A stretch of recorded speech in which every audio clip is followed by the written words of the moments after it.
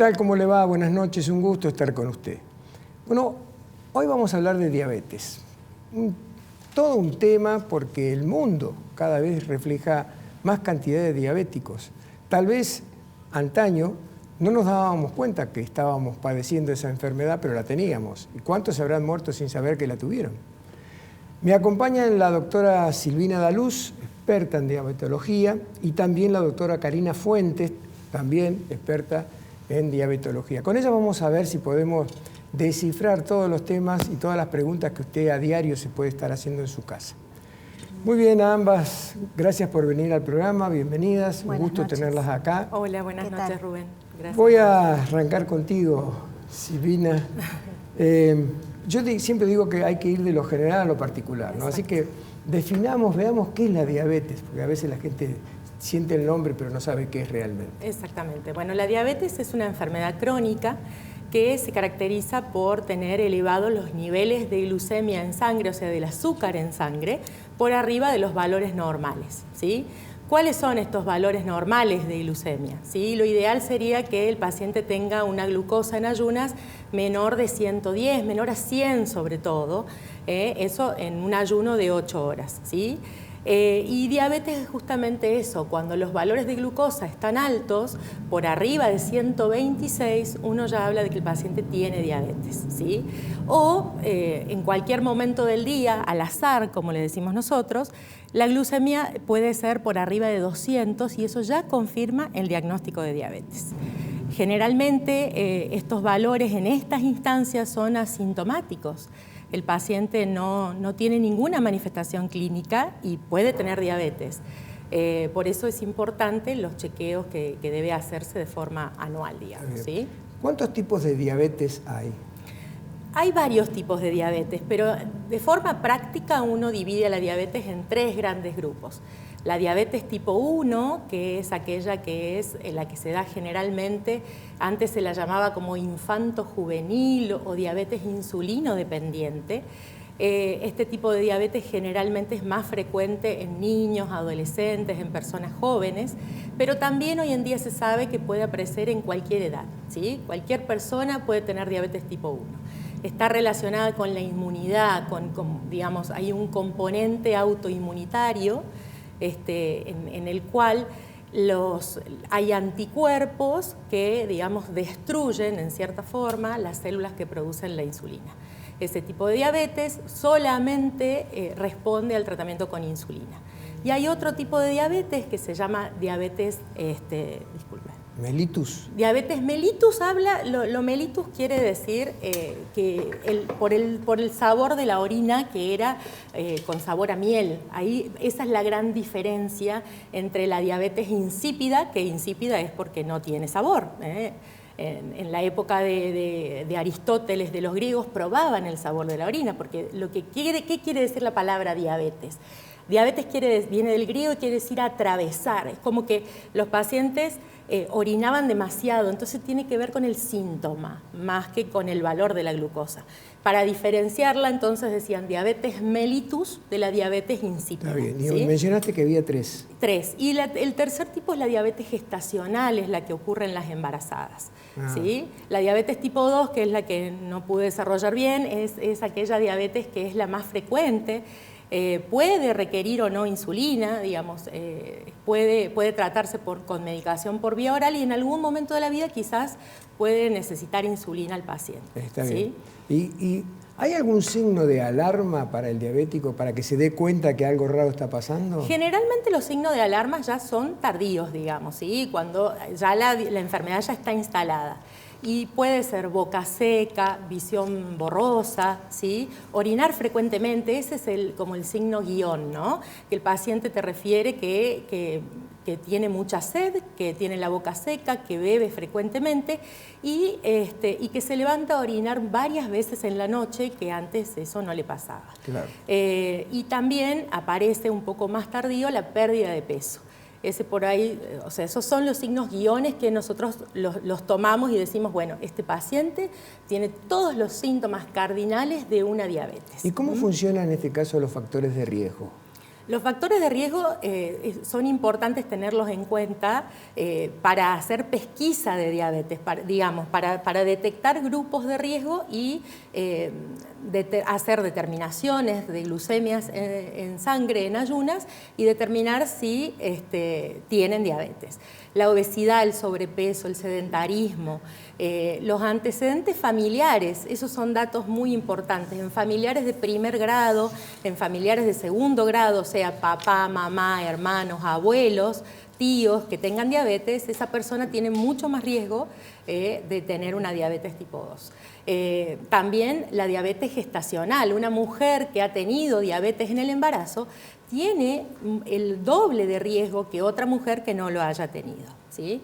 Esos son los grandes factores de riesgo que influyen e impactan en el desarrollo de la diabetes. ¿Quiere decir que hay que tener una tendencia a no engordar, no cargarse de peso, porque eso podría conducir Exactamente. a una diabetes? Hoy en día la obesidad, ¿sí? Sobre todo también la obesidad que se da en los niños, ha adelantado el diagnóstico de diabetes. Antes la diabetes tipo 2 aparecía en el adulto, en la persona más grande, en el adulto mayor.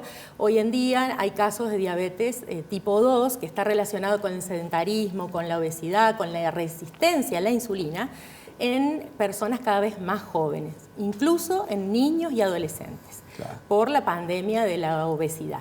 Está bien. Yo te apuré un poco, Silvina, te pido disculpas porque los bloques son cortos, sí, y ya me enseña que tenemos que ir al corte y después en el segundo bloque vamos a estar conversando con la doctora Karina Fuentes sobre la otra parte que es la alimentación, la actividad física que tiene que llevar adelante un diabético para estar bien. Una pausa y volvemos.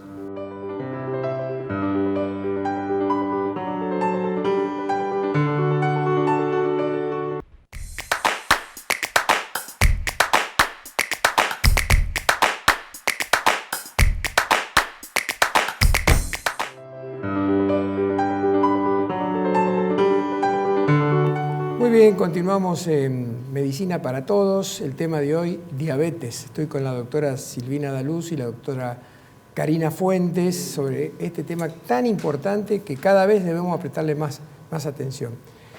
Karina, entramos en el tema de la alimentación, ¿no? Porque los diabéticos, si hay un problema que tienen es con la comida. Chau azúcar, chau harina. Contanos. Bueno, creo que es lo que primero plantea el paciente cuando uno le dice que tiene diabetes. ¿Qué voy a comer o qué no voy a comer? Por suerte los tiempos cambiaron y nosotros le explicamos que ahora hay un plan alimentario, hay una forma de comer.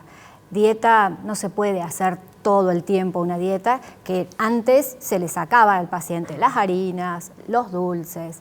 Ahora tratamos de distribuir en el día, de que tenga mucha fibra, de que siempre en su almuerzo o en su cena haya ensalada y el resto cubrirlo con un cuarto. El plato siempre lo dividimos a la mitad todo lo que es verduras, la otra mitad del tamaño de la palma de la mano la carne y el tamaño del puño los hidratos de carbono, que es donde estarían lo que sube la glucosa, harinas, almidones, algunos cereales. O sea, no los sacamos, pero tratamos de distribuirlos. Sí, pero chau alfajor, no, chau helado. No, hay permitidos, le damos. El tema es saber en qué momento, no excederse. Y ojo con esto de comer lo light o lo dietético, porque a veces tiene más grasa o no es tan saludable. Entonces, el permitido dárselo con gusto y decir, bueno, me voy a comer un alfajor, una media luna, un pedazo de torta y que se quede en el uno. Claro. Ahora, están apareciendo en el mercado productos como mermeladas, chocolate, que tienen la inscripción bien grande adelante que dice sin azúcar agregado. A veces pienso hasta dónde hay que creerle a fondo a ese tema, porque cuando uno mira la receta después, los componentes, aparece la palabra azúcar. En realidad, por eso es que uno plantea de aprender a leer etiquetas y seleccionar los alimentos.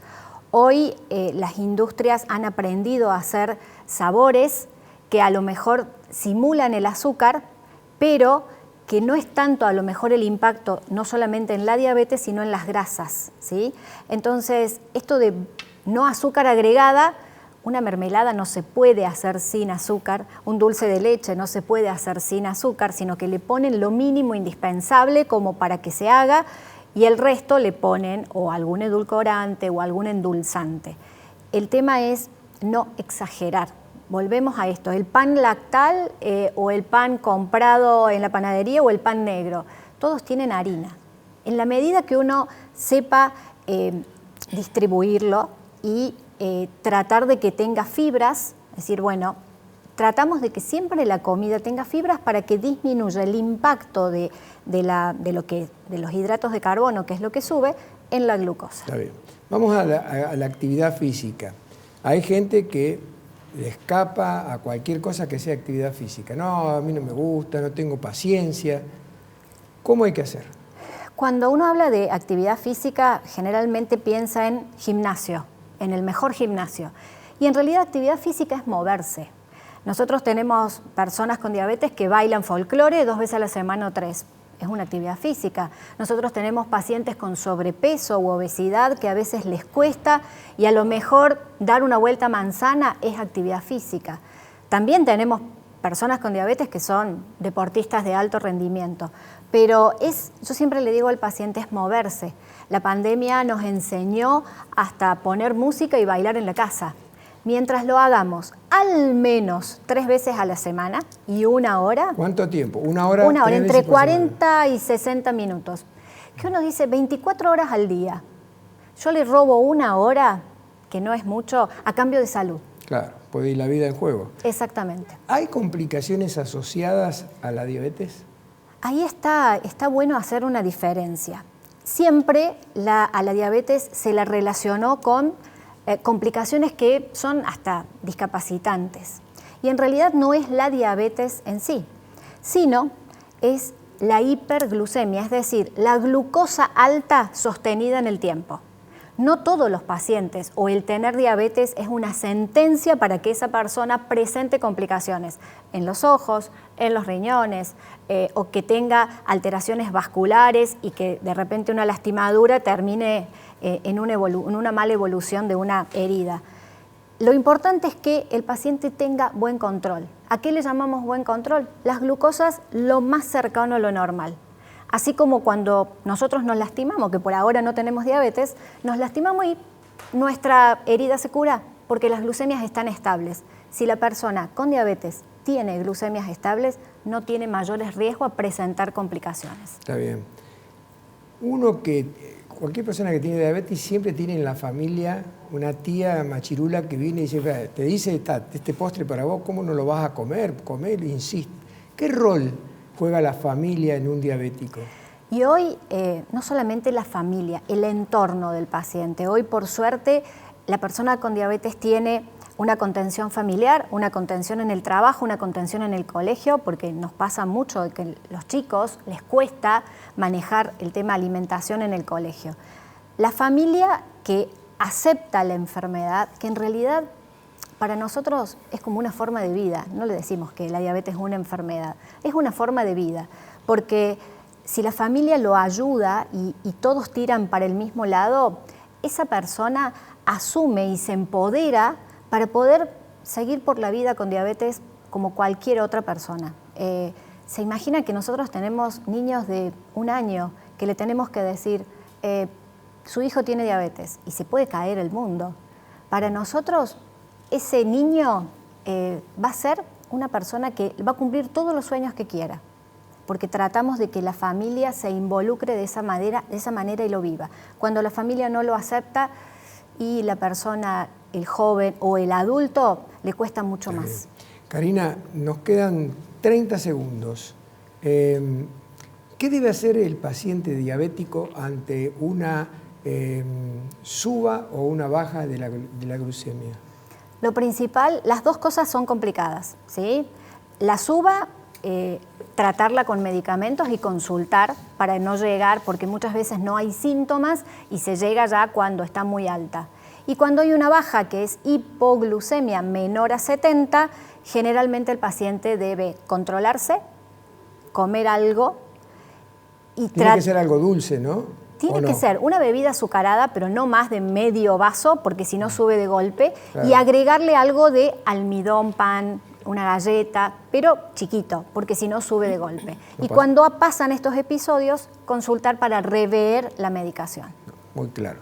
Hacemos una muy breve pausa y retornamos con este tema.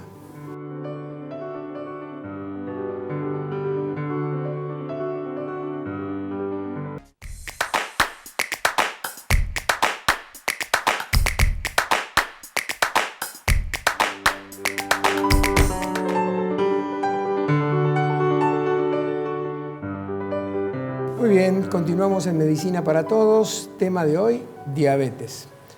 Silvina, prediabetes. Sí.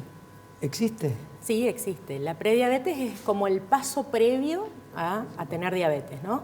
Es como la alarma que se enciende y te dice, mirá que vos en algún momento de tu vida podés tener diabetes. Pero es completamente asintomática, digamos. No, uno no sabe que tiene prediabetes, la única forma de saberlo es con determinación de análisis de sangre. Vos tenés que hacerte una medición de glucemia por el laboratorio y de acuerdo al valor que te da, si tenés una glucemia por arriba de 110 y menor de 126, eso es prediabetes.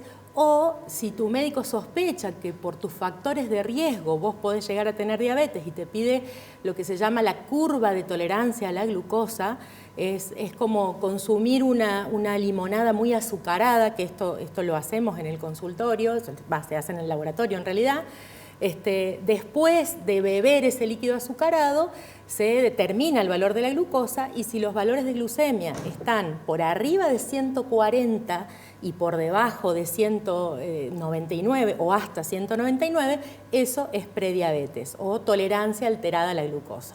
Son como dos determinaciones bioquímicas. Si vos me decís que la prediabetes es una enfermedad, no, la prediabetes no es una enfermedad, sino que es un factor de riesgo de desarrollar diabetes. Claro. La ventaja que tiene determinar una prediabetes es que puede ser reversible, ¿sí? Quiere decir que si el paciente cumple con el plan alimentario, con el ejercicio físico, puede revertir esta situación y estos valores pueden normalizarse. Entonces es un aliciente cuando uno tiene un paciente con prediabetes, porque todavía no tiene diabetes, digamos. Entonces es dentro de todo, dentro de las malas noticias, es una buena noticia. Antes no te quise interrumpir, Silvina, pero mencionaste 200 de glucemia, sí. Y ahora casi 199 otra vez. Exacto. ¿Se puede sobrevivir con 200 de glucemia permanentemente? Sí, no permanentemente. 200 no es que es un valor que no es que no genere nada, ¿sí? Pero las personas están adaptadas a esos valores. Ten en cuenta que los valores de glucemia no suben de la noche a la mañana. No es que hoy yo tenía 90 de glucemia y mañana ya paso a tener 200. No, no es así, es un proceso, ¿no? O sea, hay personas que conviven con estos valores altos de glucosa y sin embargo están adaptados, pero no significa que eso no vaya a generar un daño. Eso genera daños, ¿sí? Y eso puede generar complicaciones, que es lo que mencionaba la doctora recién. Da ejemplos algunos de ese daño y de esas complicaciones. Te explico por qué. Sí. Yo tengo amigos, yo soy diabético, sí. A vos te consta, sí. Pero yo tengo amigos que comen alfajores, dulce de leche, chocolate. Y le digo, ¿pero cuánto tenés de glucemia? No, yo no me mido directamente y ando bárbaro, me dice. Bueno, no, esos valores, como vos bien decías, estos valores de 200 o por arriba de 145, 2 horas después de una comida, ya empiezan a generar daños. Si el paciente no toma, digamos, una conducta, no consulta al médico, no cambian la medicación o no se medica. ¿Pero en qué consisten esos daños que Los empiezan a daños ocasionar? son microvasculares. Para hacerlo práctico, esos valores de glucemia lo que generan es daño de la pequeña circulación y también de la circulación más grande, ¿sí? Pero principalmente el primer daño que aparece es de la circulación más chiquitita, de las arterias más pequeñas. ¿Eso puede terminar en un problema coronario, cardíaco, así? Básicamente, problema de los ojos, retinopatía diabética, que es una de las principales complicaciones. ¿Qué es? ¿Y la ceguera? Es lo que puede llegar a conducir a la ceguera, ¿sí? Problemas renales, ¿sí? El paciente empieza a tener alteraciones en la función de su riñón, ¿sí? Problemas neuropáticos. ¿Qué es la neuropatía diabética? Es cuando esa diabetes alta va generando daño de los nervios y de las arterias pequeñas, ¿sí? Y eso va generando estas alteraciones en la marcha, alteraciones en la pisada, alteraciones en la sensibilidad. Los pacientes te dicen: no tengo tanta sensibilidad como antes, tengo sensación de hormigueo constante en la pierna, me duelen los pies a la noche, siento una sensación de quemazón en los pies, tengo que sacar los pies fuera de la sábana porque me arde, me quema. Esas son las complicaciones. Medicamentos. Medicamentos, hay varios medicamentos. Hay medicamentos que son por vía oral, nosotros los llamamos los agentes orales para la diabetes. Hay muchos. La metformina es el medicamento, digamos, hasta ahora por vía oral más utilizado, es como el primer eslabón de tratamiento. Después existen otro grupo de fármacos que se llaman sulfodrogas, que ahí está la glimepirida, gliclazida, glibenclamida, que hoy en día prácticamente no se usa, al menos nosotros no los usamos, pero en otros ámbitos sí, porque es mucho más barata, son fármacos muy viejos. La desventaja de este grupo de fármacos es que puede desencadenar glucosa baja, puede bajar mucho la glucemia. Por ejemplo, el paciente toma el medicamento y no comió y eso le puede detonar una hipoglucemia grave, ¿no es cierto? Está bien. Y hay fármacos inyectables también. Está bien. Karina, ¿qué debe aprender una persona con diabetes? Creo que lo primero que tiene que aprender es a no tener miedo, aprender a convivir con estos cambios de hábitos, que es lo fundamental, es la base para que después el resto del tratamiento llegue a buen puerto. Tiene que aprender a amigarse con la enfermedad, a no tener ese miedo que paraliza y que no lo lleva a controlarse o que no lo lleva a concurrir. Que un paciente estable con 3 veces al año que vaya, entre 2 y 3 veces es suficiente. Es decir, que los controles tienen que mantenerse. Siempre. Está bien. Siempre. Bueno, ahí me informan de que hemos terminado el programa. Les agradezco mucho que hayan venido. Estoy seguro de que todos nuestros televidentes tienen una idea más clara de lo que es la diabetes, de cómo deben cuidarse para no tenerla. Y si la tienen, que aprendan a cuidarla y no caer en lo que a veces muchos, como mi amigo, que come de todo y él cree que está bien. Gracias nuevamente por haber venido al programa. Muchas gracias, la pasamos muy bien. Gracias. Muchas gracias. Bueno, llegamos al fin del programa. Si a usted le gustó este programa, nos podemos volver a encontrar el próximo miércoles exactamente a esta misma hora. Hasta ese momento.